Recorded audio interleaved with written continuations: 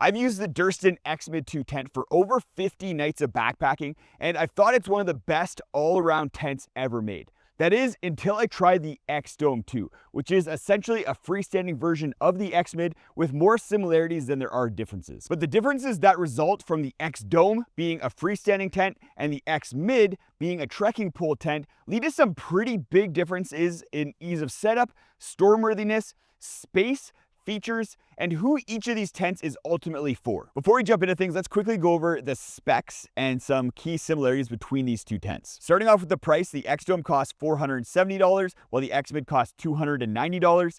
The X-Dome weighs 125 grams versus 880 grams for the X-Mid, and then they have almost identical dimensions. There's a pretty big difference with the fly footprints, with the X-Dome having a footprint of 79 by 87 inches, whereas the X-Mid 2 is a little bit bigger with a fly footprint of 83 inches by 100 inches. Both tents are double-walled with dual doors and dual vestibules. You can get both with mesh inners or solid inners. Both use a 15 denier sill poly fly and floor. With the X-Mid, you need to use trekking poles in order to set it up, whereas the X-Dome comes with carbon fiber tent poles in order to provide structure for the tent. The first big difference between these two tents is how easy they are to set up. And my take on this might be a controversial one. The X-Mid has been touted as being one of the easiest tents of all time to set up, only needing 4 stakes at each of the 4 corners and then 2 trekking poles to give it some structure. And on perfectly flat ground, I would agree the X-Mid is stupid easy to set up, but as soon as you start getting uneven ground where maybe one corner is a little bit lower or a little bit higher than any of the other corners,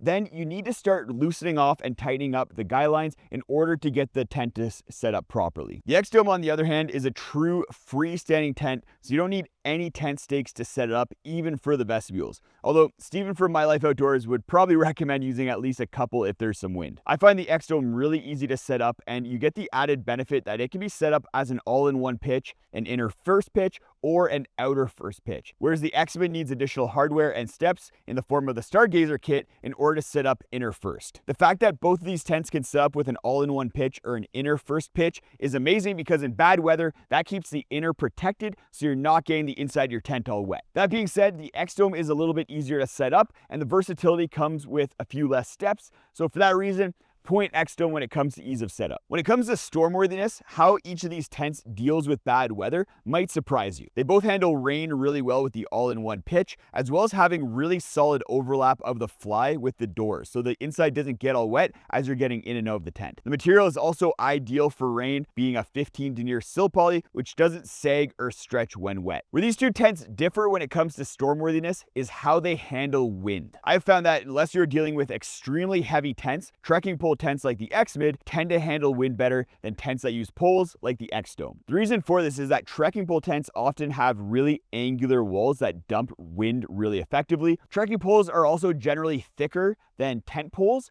which provides a lot more structural rigidity and ability to handle wind better without bending or breaking. In addition to using poles that are generally thinner than trekking poles, the X-Dome also has really big steep walls which end up catching a ton of wind. You can install trekking poles on the door sides of the tents in order to support these walls as well as the overall structure of the tent, but you can't install anything on the head and foot ends, so those spots end up catching a ton of wind and really compromising the ability of the X-Dome to deal with high winds. So while both tents are going to deal with rain really well, the X-Mid's going to deal with wind a whole lot better than the X-Dome, so when it comes to stormworthiness, point X-Mid. When it comes to space, from a floor dimension standpoint, both tents are almost identical. Both have a decent length to them and can fit 2 25-inch wide pads next to each other, and then the rhombus shape of the floor allows for some storage of gear in the corners. Where the tents differ is headroom. Due to the offset pole structure of the X-Mid, you have 2 low-angled walls that reduce headroom in 2 of the corners.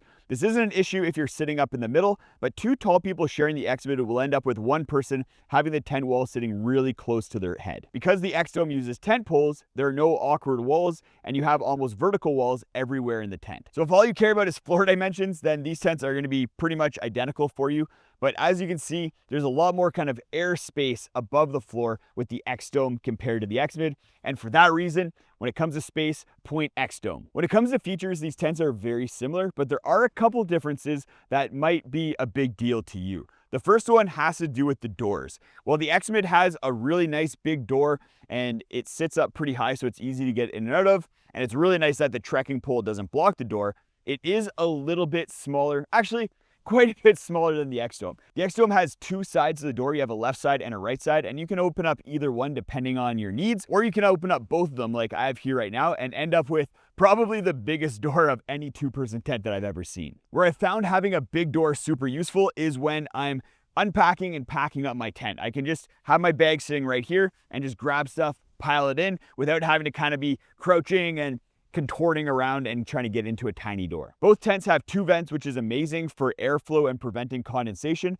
but the X-Dome vents are a little bit bigger. The X-Dome vents are 50% wider and then open up a little bit more compared to the X-Mid vents. So because of that, you might get a little bit better airflow and condensation prevention with the X-Dome compared to the X-Mid. The pocket situation is also a little bit better in the X-Dome. You have some lower pockets in the corners, just like with the X-Mid, but then you have these big giant pockets at either end that are great for storing big bulky items like down jackets or clothing. It's really nice to have these big pockets there. So because of the pockets, the vents, and then the big doors that we have here, point X-Dome when it comes to features. So who are these tents ultimately for? The X-Mid is definitely for the weight-conscious backpacker, as well as someone who might be dealing with a little bit more wind that the X-Dome might not handle. The X-Dome, on the other hand, is for someone who wants a little bit more ease of use, flexibility, and roominess. Personally, when comparing these two tents, my preference is for the X-Mid too, because I definitely prefer having a lighter pack when I'm backpacking. But I think most people are gonna opt for the X-Dome over the X-Mid